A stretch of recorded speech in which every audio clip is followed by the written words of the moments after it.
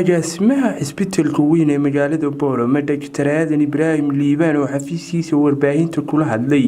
ayaa waxa uu bulshada ku dhaqan magaalada Boorama iyo guud ahaanba gobolka Awdal ugu bishaareeyay in bisha 6 kowdeeda uu cisbitaalka weyn ee magaalada Boorama laga bilaabi doono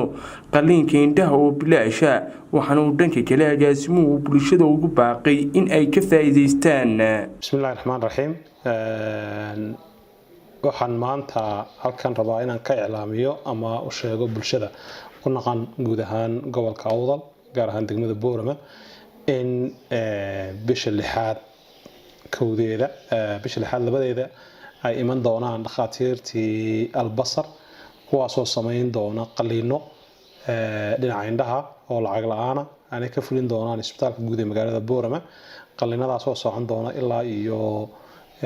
bisha 6 9keega waxaan bulshada ugu baaqayaa ku naqan degmada Boorama iyo guud ahaan gobolka Awdal inay ka faa'iideystaan qaliinadaasi waxay ka dhacayaan sidaan sheegay waa isbitaalka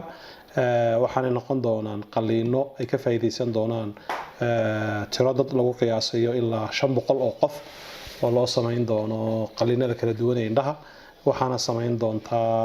muassasada Albasar International Foundation oo ka sameysa wadamada Afrika iyo wadamada soo koreeyaba qaliinada indhaha kuwaasoo lacag la'aan ah bulshada markaa waxaan mar labaad ugu baaqayaa inay ka faa'iideystaan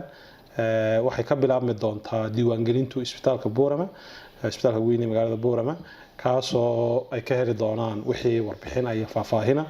inta ka horeysa waxa inta ka horeysa oo ay dhici doonto diiwaangelintii marka bulshada waxaan u sheegayaa inay ka faa'iideystaan cid kasta oo u baahan qof kasta oo u gaaro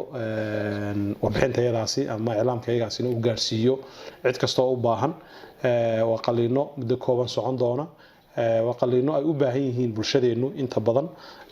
tiimkaasina waxay sameyn doonaan muddada ay joogaan qaliimo kooban marka waxaan ku dhiirigelinayaa bulshadu inay ka qayb qaadato inay u diyaar garowdo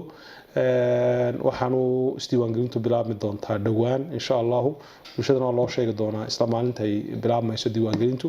waayo waxaan rabnaa inta ka horeysa in diiwaangelinta la sii sameeyo dabadeedna la sii kala shaandheeyo dadkii u baahnaa qaliinada iyo intaan u baahnayn wixii markaa u baahan markaa iyagu say iclaamiyeen ay noqon doonto ilaa 500 oo qof inay sameeyaan way ka badan kartaa inay ka yaraan kartaa laakiin targetkoodu waxa weeyaan inay sameeyaan 500 oo qaliin oo lacag la'aan ah ay ku sameeyaan isbitaalka guud ee magaalada Boorama intaasaan bulshada u sheegaynaa in laga faa'iideysto iyadoo oo ay hawlwadeennada isbitaalku diyaar yihiin had iyo jeer in hawsha qabtaan wixii faahfaahinana ay isbitaalka kala xiriiraan iyo iclaamka intii kale insha Allah waan soo gelin doonaba waad mahadsantihiin. Assalaamu calaykum waraxmatullaahi wabarakaatuh.